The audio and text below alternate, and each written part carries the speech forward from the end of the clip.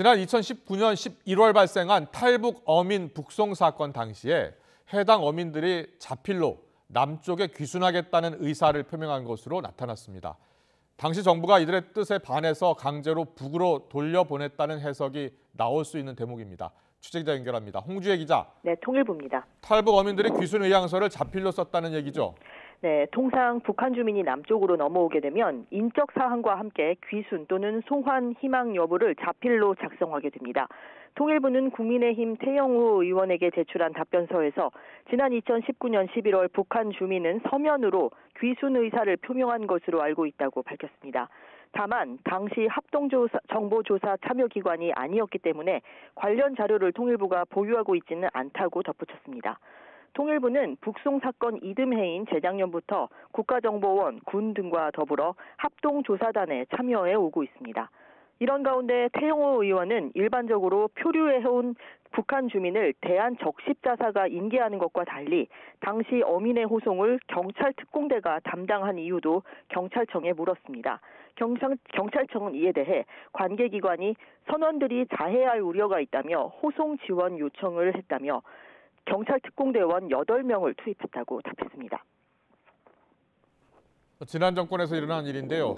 지금 현재 통일부는 당시 사건에 대해서 어떻게 설명하고 있습니까? 네, 조중훈 통일부 대변인은 오늘 정례 브리핑에서 북한 선원 북송 문제는 현재 수사가 진행 중인 사안이라 통일부 차원에서 구체적으로 언급하는 건 적절하지 않다고 밝혔습니다.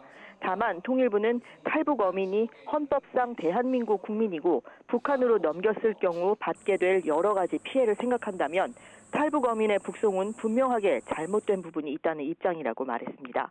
또 당시 통일부가 탈북 어민들이 귀순 의사를 밝혔는지를 파악하고 있었느냐는 질문엔 선원들이 보호를 요청하는 취지를 서면으로 작성해 제출했다는 내용을 2019년 11월 국회에 보고했다고 답했습니다.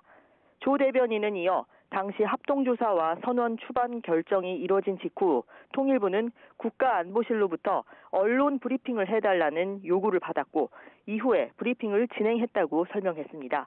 통일부는 합동조사에 참여하지 않아 탈북 어민의 살해 혐의와 관련한 부분을 직접 확인하진 못했지만 국가안보실 요구에 따라 관련 내용을 공식 발표했다는 뜻으로 풀이됩니다. 탈북 어민 북송 사건은 2019년 11월 정부가 동해에서 납포한 북한 어선의 선원 2명을 동료 16명을 살해하고 도망쳤다는 이유로 북으로 돌려보낸 사건입니다.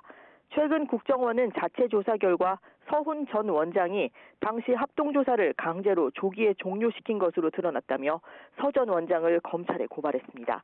지금까지 통일부에서 YTN 홍주혜입니다.